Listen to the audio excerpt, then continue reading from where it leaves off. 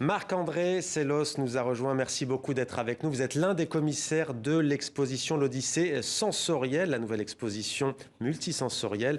Et bonsoir Pascal. Bonsoir. Sur une idée originale de vous-même d'ailleurs. Oui, alors l'Odyssée sensorielle, qu'est-ce que c'est d'abord? C'est un voyage immersif dans la nature. En fait, vous montrez les animaux, la nature comme on l'a jamais vu, notamment ces insectes. Vous allez voir ces images tout de suite. Et c'est un parcours qui, j'imagine, et ce sera ma première question, l'objectif, c'est de sensibiliser les gens, les familles, leur donner l'envie de protéger cette nature.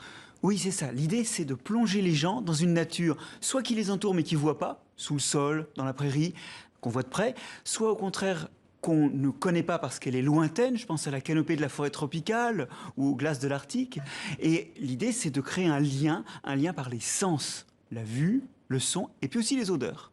Alors, est-ce que vous avez l'impression qu'à force de parler de réchauffement climatique, de COP26, et c'est tant mieux de parler d'écologie, est-ce qu'il y a un regain d'intérêt du public pour ce genre d'exposition? Est-ce qu'il y a une demande?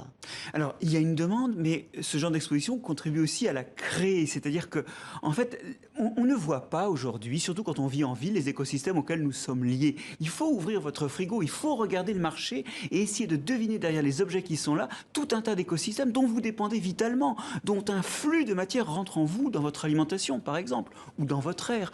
Et donc l'idée c'est de reconstituer ce lien et de faire les premiers pas finalement vers une prise de conscience, en tout cas de donner à ces objets une existence à ceux qui ne les ont pas vus, pour qu'après ils puissent s'interroger dessus. Marc-André Sellos, on sent en vous le vulgarisateur scientifique dans le bon sens du terme. Vous avez d'ailleurs consacré, en tout cas collaboré à plusieurs ouvrages.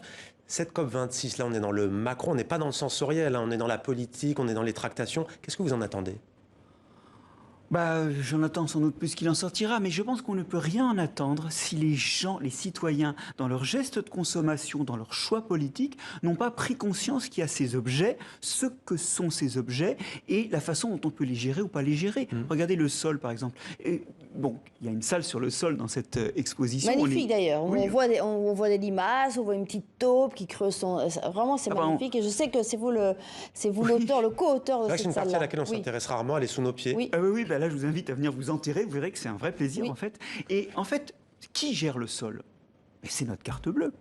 Donc quelque part, si on comprend ce qu'il y a dedans, la délicatesse de ce qu'il vit, on comprend que certains gestes comme certains pesticides ou les labours réguliers ne sont pas jouables parce qu'ils en détruisent la durabilité. Donc l'idée, c'est ça, c'est de préparer les citoyens qui pourraient comprendre des gestes politiques forts et éventuellement qui changent nos habitudes. On parlait tout à l'heure croissance ou pas croissance, quel type de croissance, qui change notre habitude demain.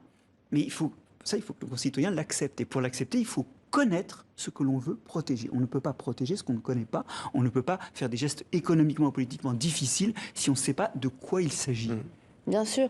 Alors, on sent qu'il y a une tendance dans les expos et dans les musées en général. Il y a d'autres expositions qui n'ont absolument rien à voir avec la nature ni la protection de la planète. Par exemple, une exposition sur le jeans à la Villette. Et il y a une partie de l'exposition qui est consacrée à comment produire un jeans à partir évidemment de matières naturelles, un jeans éco-responsable, écolo, qui serait respectueux de l'environnement. C'est un phénomène durable, vous pensez, ces tendances? Je l'espère. Je voudrais qu'on l'inscrive d'ailleurs beaucoup plus dans la formation des jeunes.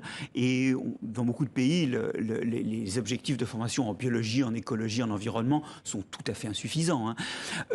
Ce questionnement, il vient, mais il est vital. On a trop longtemps vécu avec une vision de la nature comme étant opposée à la société. Et finalement, la société vivant sans lien et sans dépendance à la nature. On enseigne encore une histoire où l'environnement ne pèse pas très lourdement sur le déroulement des fêtes, qui est plutôt autogène, interne à la société.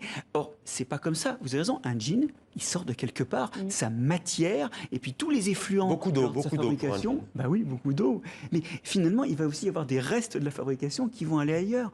Ce lien physique aux écosystèmes, il faut vraiment qu'on le retrouve et très très vite, parce que finalement c'est là que s'inscrivent les conséquences de notre dérive climatique par exemple.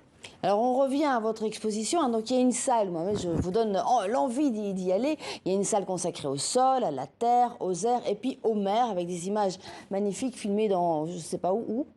Ah bah, pas très loin pour le coup, parce que ça se passe à moins de 200 mètres de chez vous, hein. Alors après, elles ont été sélectionnées dans les meilleures salles, parce que l'intérêt de ces salles, c'est qu'on a un peu sélectionné les meilleures images de tout ce qu'on a pu Bon, filmer. on va peut-être pas en dire plus, on va laisser quand même à nos téléspectatrices et téléspectateurs le soin de s'y rendre pour une expérience assez unique. C'est au Muséum d'Histoire Naturelle jusqu'au... Ah bah alors là, vous me posez une bonne question, mais... C'est un an. Un an, bon, Un an, et puis un peu partout dans le monde, on espère Merci après. beaucoup d'avoir été notre invité. Merci à vous. Marc-André Selos, merci Pascal. À Merci demain, à même vous. endroit, même